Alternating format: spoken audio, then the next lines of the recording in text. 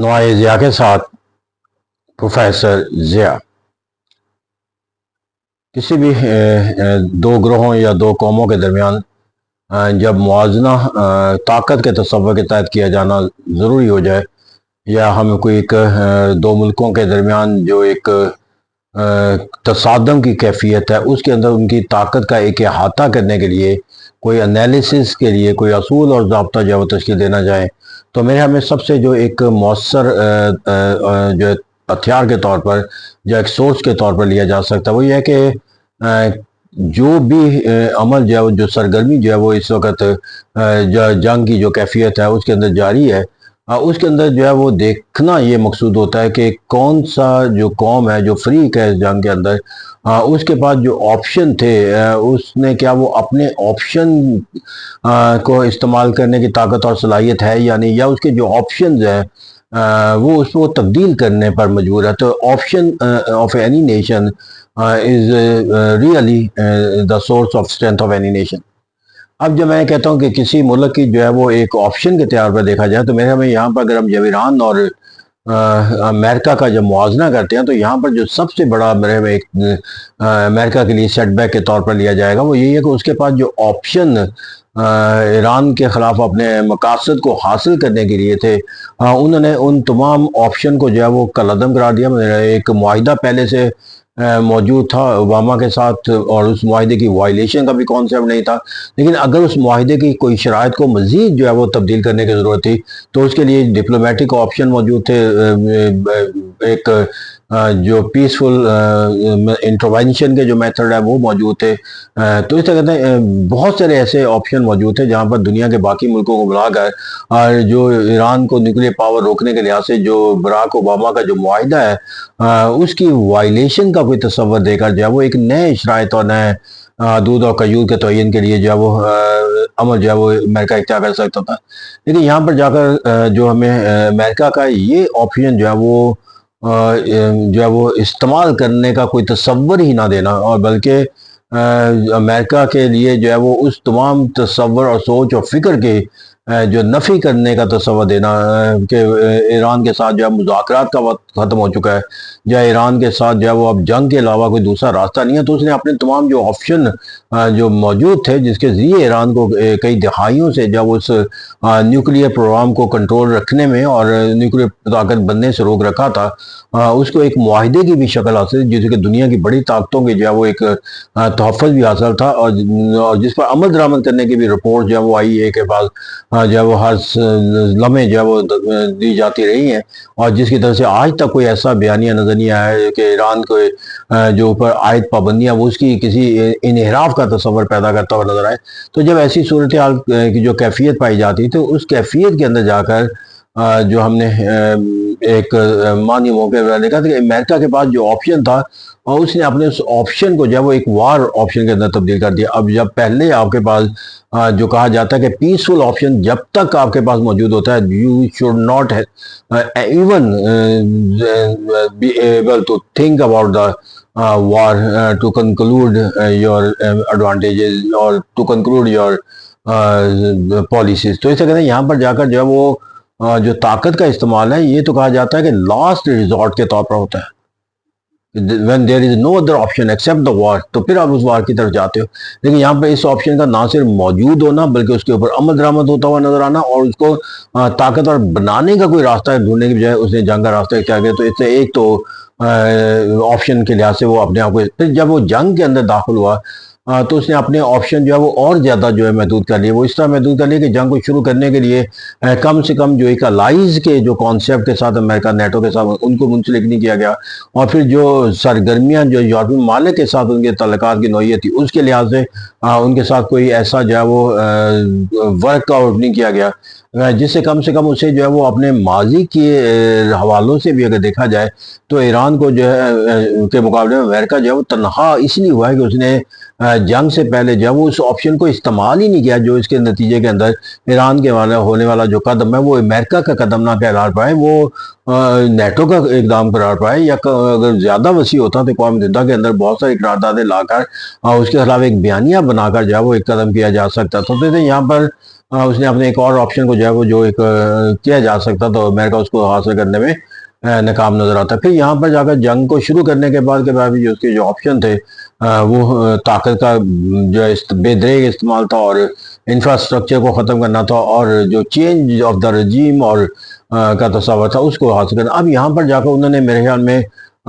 जब ये जंग के अंदर दाखिल हो गया तो जंग के जो अहदाफ थे उसको हासिल करने के लिए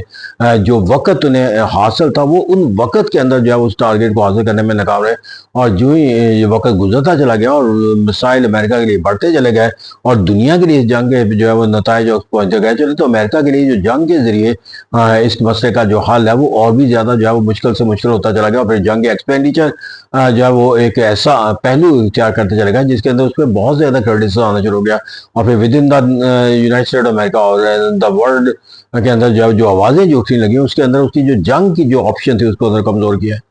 फिर उन्होंने जो एक और ऑप्शन के तौर पर जो है वो इख्तियार किया वो ये है कि आपने हुर्मुज़ को जो है वो एक दफ़ा खोलने का तस्वर पहले उनकी जंग के नतीजे में ये बंद हुई जिससे दुनिया उनके जो जंगी हिकमत अमली थी उसके सवाल उठा रही थी। अब उन्होंने आज खुद जंग के बाद जो है वो आपने हुर्मुज़ को इस तरह बंद कर दिया कि अगरचे वो ईरान के लिए बंद की गई है लेकिन यकीनी बात है कि अगर आपने हुर्मुज़ जो है वो ईरान इस्तेमाल नहीं कर सकता तो वो कैसे मुमकिन है कि दुनिया का कोई दूसरा मुल्क भी जो है उसको इस्तेमाल करने का जो हक दे सकता था। तो इस तरह यहाँ पर आपने हुर्मुज़ को जो है वो एक मजीद जो है वो नैरो कॉन्सेप्ट के साथ जो है वो अपने जो है वो इस तरह कैफियत में दाखिल कर दिया जहाँ पर ये तजारती सरगर्मियों के लिहाज से एक ममनुआ इलाका हो गया। और उसके नतीजे के अंदर ईरान ने जो है वो अपनी सॉवरेंटी का भी क्लेम किया, वहाँ से वसाइल हासिल करने का भी तस्वर दिया और दुनिया के अंदर अपने स्ट्रेटेजिक जो पावर का कॉन्सेप्ट है उसको भी जो है वो नशरमा देने का। यही वजह है कि दुनिया का जो ममालिक है जिनके मफादात को इस जंग से नुकसान पहुंचा वो भी जंग में शामिल होने के लिए तैयार नहीं कि कहीं जो है वो ईरान, तो ऐसा कहते हैं यहाँ पर कहीं ईरान उन पर जब हमलावर ना हो जाए। तो इस तरह यहाँ पर जो ऑप्शन था जंग के इस्तेमाल के लिहाज से अमेरिका ने वो तो इस्तेमाल किया लेकिन इस ऑप्शन को कितने वक्त के अंदर और किस अंदाज के अंदर इस्तेमाल करना था वो उसके बाद उसका कोई लाहेमत जो आज तक मौजूद है। और इस अपना हुर्मुज़ के खोलने के हवाले से जो हिकमत अली और जो बयानिया दिया गया वो एक के बाद दूसरा, दूसरे के बाद तीसरा और अहदाफ हासिल होने के नाम नतीजे के अंदर जो है वो एक नया रास्ता और एक नया हदफ बना देना। ये अमेरिका के लिए जो है वो अपने ऑप्शन को जो है वो जंग के नतीजे के अंदर कामयाबी हासिल करने के ना सिर्फ रास्ते को तो करते हैं मतलब जो पीसफुल एफर्ट के अंदर जो अमेरिका जो हासिल करने की ख्वाहिश कर सकता है या एक तकाजा कर सकता है वो उससे भी अपने आप को कमज़ोर करता हुआ नजर आता है। क्योंकि अब जब आप अपने ऑप्शन के अंदर जो है एक रास्ता दिखा कर उस रास्ते से पीछे हट जाते हो और मकसद को पाने में नाकाम रहते हो तो ये एक बहुत जैसे कहते हैं यहाँ पर अगर मैं देखूँ तराजू के पलड़े के अंदर जो अमेरिका के जो ऑप्शन है ये महदूद होते हुए नजर आते हैं जबकि ईरान के अंदर, और यही वजह इसके महदूद होने का तस्वर इसके लगाया जा सकता है। अब कहा जाता है कि जंग का खात्मा अमेरिका की जरूरत है, जंग को ख़त्म करना जो है वो अमेरिका के लिए अब नागुज़ीर अमल हो गया क्योंकि उसके इसमें मईशत पे असरात हो रहे हैं, लोग इससे तबाह हो रहे हैं और जंग का हुजम इतना बढ़ता सकता है कि यहाँ पर ये सारी दुनिया में फैल सकती है। तो ऐसा कहते हैं वो एक डिप्लोमेसी के जरिए जंग को ख़त्म करने का जो रास्ता इख्तियार किया ये उसके उस तस्वर की अक्कासी करता है कि उसके ऑप्शन जो है वो जंग के जरिए अपने मकासद को हासिल करने में ख़त्म हो चुके हैं या बहुत ही कम हो चुके हैं या महदूद हो चुके हैं। अब इसके मुकाबले में जो ऑप्शन का जो कॉन्सेप्ट है वो ईरान के लिए वक्त गुजरने के साथ साथ बढ़ता चला जा रहा है। क्यों? पहले तो उसके पास जो है अमेरिका के ऑस्ट्रेलिया का पहले से कॉन्सेप्ट है, वो अटैक कई दफ़ा हुई गई शख्सियात को साइंसदानों को लेकर जो है वो इदारों के सरबराहों को जो है वो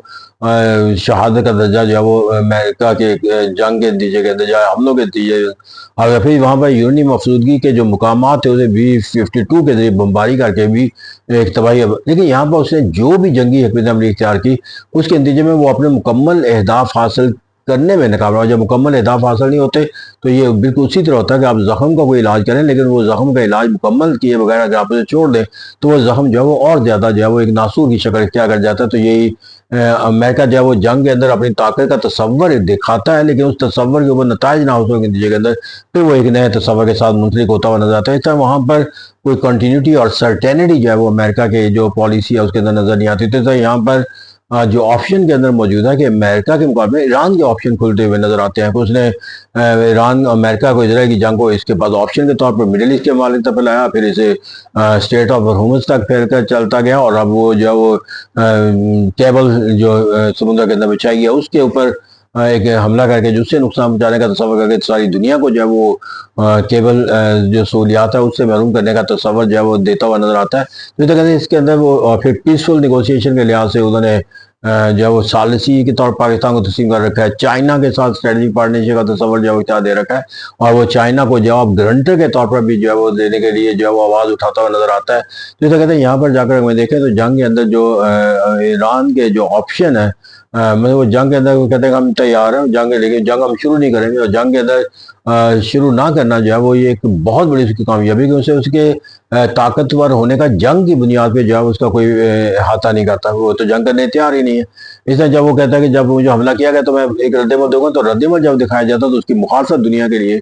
करना जो है मुश्किल हो जाता है। तो इस तरह कहते हैं यहाँ पर जो ऑप्शन है वो उसके पास जंग के लिहाज से भी उसके फेवर में जा रहे हैं, बैन अवी तलक़ात के लिहाज से भी उसके पास ऑप्शन खुले हैं कि अमेरिका के मुकाबले में अपनी जो आवाज़ है वो उन तक पहुँचा सके, उनकी जो सिम्पथीज़ है वो हासिल करने में कामयाब हो सके। तो यहाँ पर हमें जो एक ऑप्शन है कि इसको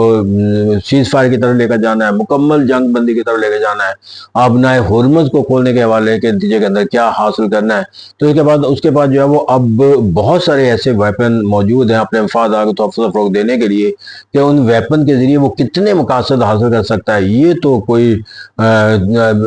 एनालिसिस करके जो है उसका आता नहीं गया। लेकिन ये बात है कि जब आप अपने ऑप्शन के ज़रिए जो है वो अपने मफादात का तोहफ़ा फ़रोग़ कर सकते हो, तो ये आपके लिए एक बहुत बड़ी ताकत है। तो इस तरह कहते हैं अमेरिका के मुकाबले में ईरान जो है वो अब जंग के खात्मे के लिए जो शराइत तय करेगा, उसके अंदर बहुत से ऐसे ऑप्शन उसके पास मौजूद होंगे कि जहाँ पर अपने मफादात के तोहफ़ा फ़रोग़ के लिहाज से जो है वो कामयाबी का एक दावा जो है वो हासिल कर सकेगा। तो इसे कहते हैं अमेरिका के मुकाबले में जो ईरान के हैं वो जंग in the open field, in the sea और द मिडल ईस्ट के मालिक और यूरोप हर एक से जंग के लिए तैयार है। लेकिन उसके ऑप्शन जो है वो इसके साथ जो है वो निगोशिएशन है, पीसफुल सेटलमेंट और डिस्प्यूट है, हत्ता के यूरेनियम और एटम बम बनाने से मतलब मौजूद के लिए बहस के और टेबल के ऊपर बैठने के लिए वो तैयारी है। तो इस तरह बहुत से ऑप्शन है जिसके ऊपर उसे जो है वो कोई ऐसा तस्वर नहीं मिलता कि जहाँ पर वो ये कहा जाए कि उसने एक डिप्लोमेसी का एक ऑप्शन दिया था, लेकिन वो उस ऑप्शन को जो है वो छोड़कर एक दूसरे ऑप्शन की तरफ चला गया। तो जिन असूलों के ऊपर वो माहिदा करना चाहता है, ये वही असूल ज़वाबित हैं जो उसने पहले दिन इख्तियार किए। तो इसे कहते हैं अगर हम ताकत का तवाज़ुन देखते हैं तो which nation has the more option and more effective option to have the resolution of the problem with other country. तो मेरा भी यहाँ पर जाकर जो है वो ईरान के पास जो ऑप्शन है वो obviously much better and much effective and much more than the United States of America. Thank you.